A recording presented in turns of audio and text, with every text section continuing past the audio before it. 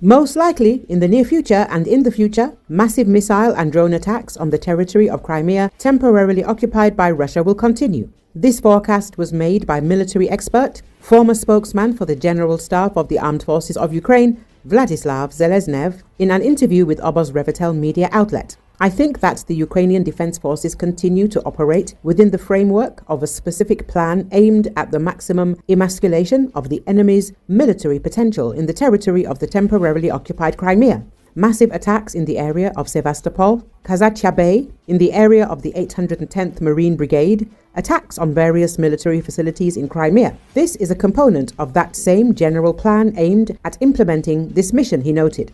At the same time, Seleznev added that the fortifications and engineering structures that were intended to protect the Crimean bridge from the Black Sea are being destroyed, and this creates a window of opportunity. They are being destroyed as a result of the sea. Autumn and winter storms on the Black Sea do not have a very good effect on the Russian army's creation of fortifications. Not only are the boom barriers with which the enemy is trying to protect the Kursk bridge being destroyed, but also the engineering fortifications on the coast, in the western and southwestern parts of Crimea in the Black Sea, Saki and Simferopol regions. It is obvious that such activity by the Ukrainian army, together with natural factors, is yielding results. The enemy is losing the corresponding defensive structures, which creates a certain window of opportunity for the Ukrainian army. At the same time, Seleznev emphasized that he does not see any preconditions for entering into negotiations with Russia.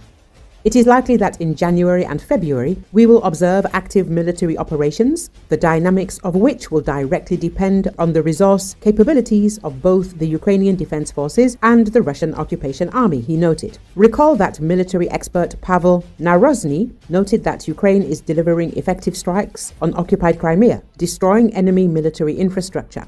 At the same time, as he emphasized, there are still many Russian military resources on the peninsula. According to him, the most significant achievement of the Ukrainian Defense Forces in Crimea over the past year is the destruction of enemy air defense and missile defense systems in huge quantities.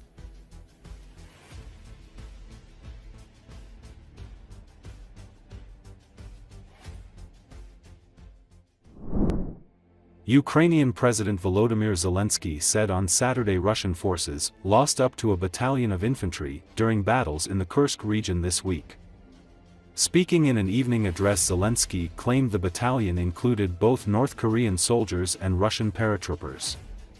He added the losses were predominantly during 2 days of fighting in the past week.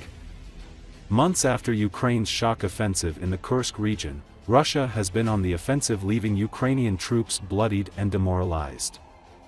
Since being caught unaware by the lightning Ukrainian incursion, Russia has amassed more than 50,000 troops in the region, including some from its ally North Korea.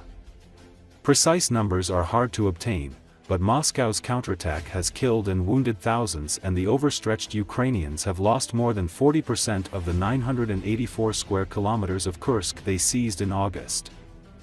During his address, Zelensky also announced plans for meetings with international allies at the U.S. airbase in Ramstein, Germany, this week. He said the talks would focus on moves to strengthen Ukraine's air defenses. Dozens of partner countries will participate, including those capable of boosting our defense not only against missiles but also against guided bombs and Russian aircraft, he said.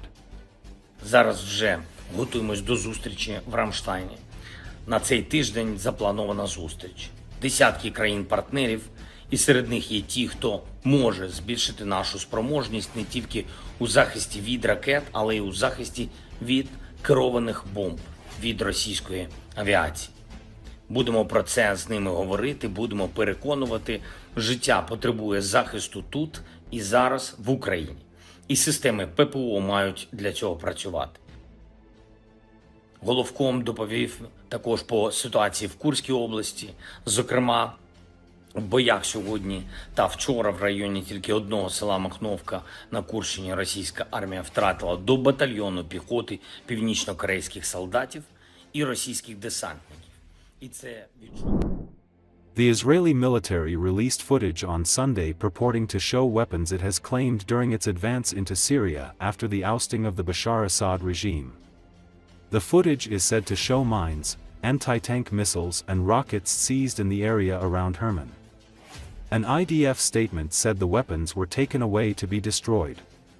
Israel seized a swath of southern Syria along the border with the Israeli-annexed Golan Heights days after Assad was ousted by rebels, as well as seeking to target the country's military infrastructure through airstrikes. The capture of the buffer zone, a roughly 400 square kilometer demilitarized area in Syrian territory, has sparked condemnation, with critics accusing Israel of violating a 1974 ceasefire and possibly exploiting the chaos in Syria to make a land grab.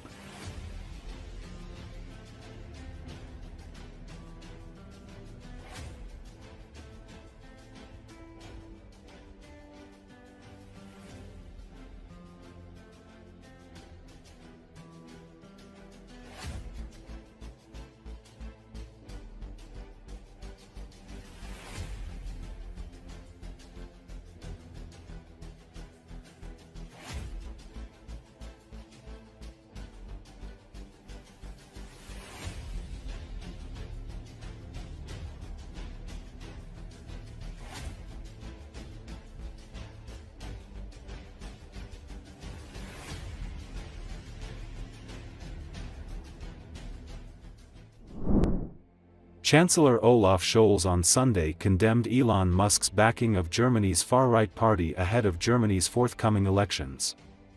Scholz was reacting after Musk called the chancellor a fool after his coalition government collapsed in November and later backed the AfD in an opinion piece he wrote for a major newspaper in Germany. At an election campaign event in Berlin, Scholz said, "The crucial thing is that Mr. Musk has supported a partly right-wing extremist party and, as you can see, is not only acting in this direction in this country. And that is something we not only disagree with, I reject that." Scholz added that it was nothing new for Social Democrats to have to defend themselves against rich entrepreneurs.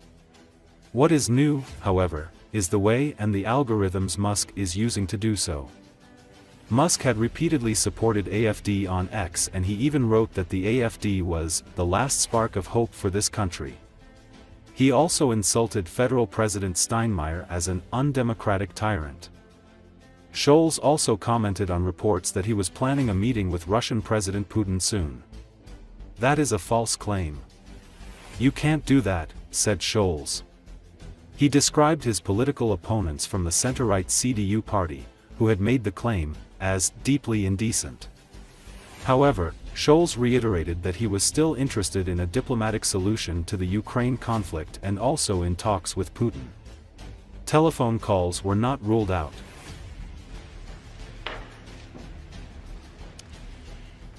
Das Entscheidende ist, dass Herr Musk eine in Teilen rechtsextremistische Partei unterstützt hat und wie man sieht, ja nicht nur hierzulande in dieser Richtung agiert. Und das ist etwas, wo wir nicht nur nicht einverstanden sind, das weise ich zurück.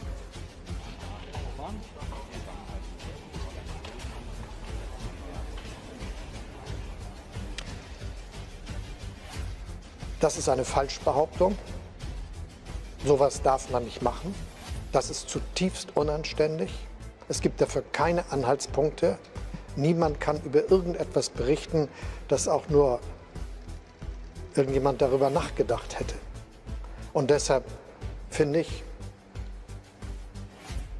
dürfen auch die aufrechten Menschen empört sein, wenn mit Falschbehauptungen gearbeitet wird.